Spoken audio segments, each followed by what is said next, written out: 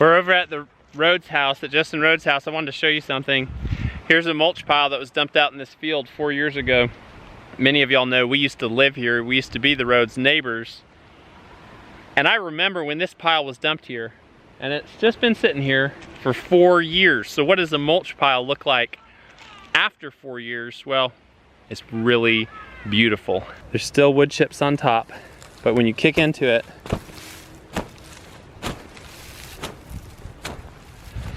it's mostly composted. Beautiful, beautiful composted soil, full of life. Here's an earthworm, here's an earthworm, here's an earthworm, 3 earthworms and just a handful. Here's an earthworm, here's an earthworm, here's an earthworm. There's an earthworm. Earthworms everywhere down in here. Wood chips are amazing. If you don't have animals, plan on planting 2 to 4 years out. So put those wood chips where you want to have a garden. Get the wood chips out there and you'll have incredible soil. I have this little saying when I'm driving around and I see an example of accidental permaculture, and the saying is, permaculture happening. It's when I drive past someone's yard and they have like piles of brush or piles of mulch, just all this junk, and it's decomposing, and I see briars growing out of it, or like a giant blackberry patch in someone's backyard.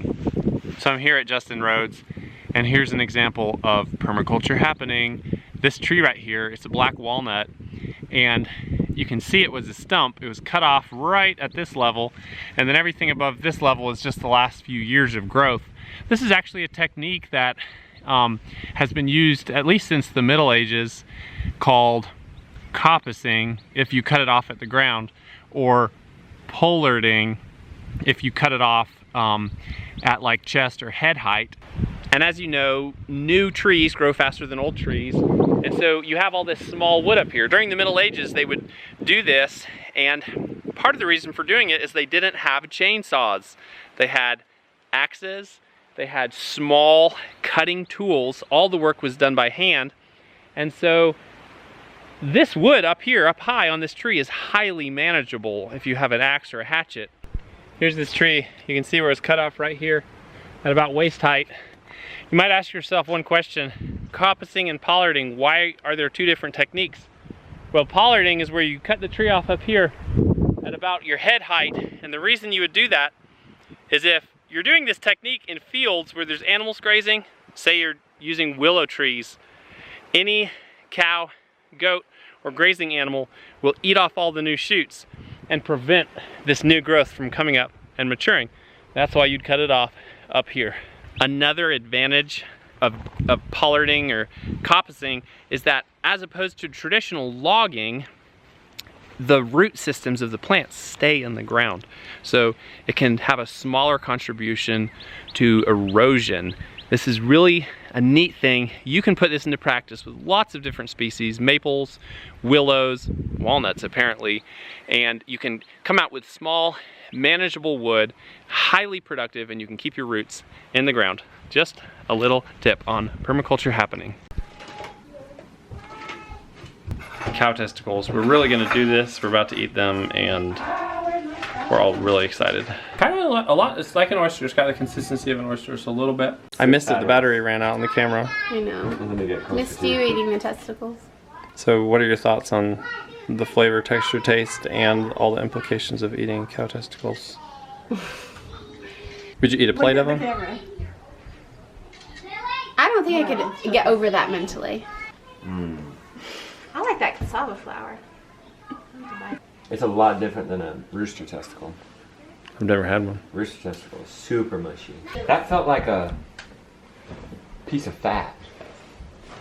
I don't like that. We're eating an awesome chili. Eating with friends. Nothing better than that. By the way, can one family make a difference? Yes, they can.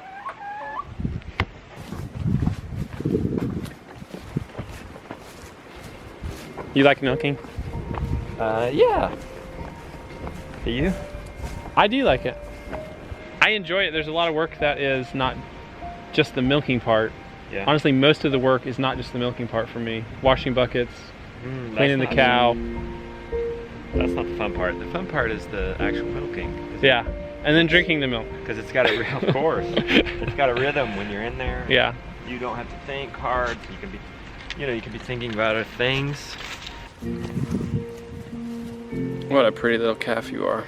How's he doing now? How's the calf doing now? I think he looks like he's doing fine.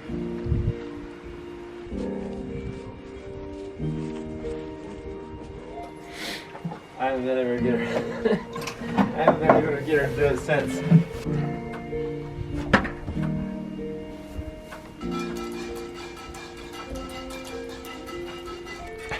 They tiny or what?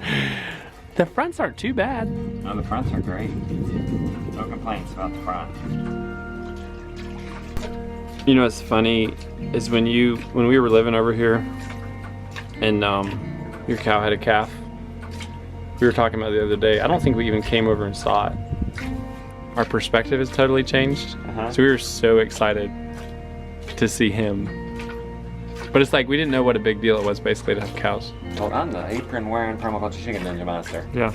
And it didn't hurt my feelings to get rid of the chickens because I can get them back just like that. Yeah. And I don't have the connection with them like I do the cows. Not with each one at least. You're out here Yeah. in the nether regions milking a cow every day, talking to her, petting her. Yeah. Yeah, it's honestly probably the closest connection I've felt to an animal and to food of anything we've done. I don't cry over harvesting chickens. Yeah. Even if they've got names. But I will tear up when I harvest. Yeah. Any of these cows. Yeah. Agreed. Sorry, buddy.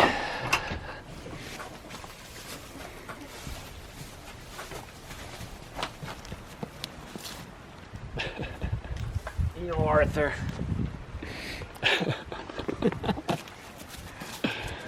Poor little guy. Make that baby pay.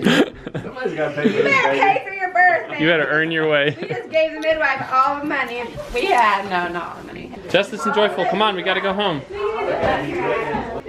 They don't want to leave, and that's understandable.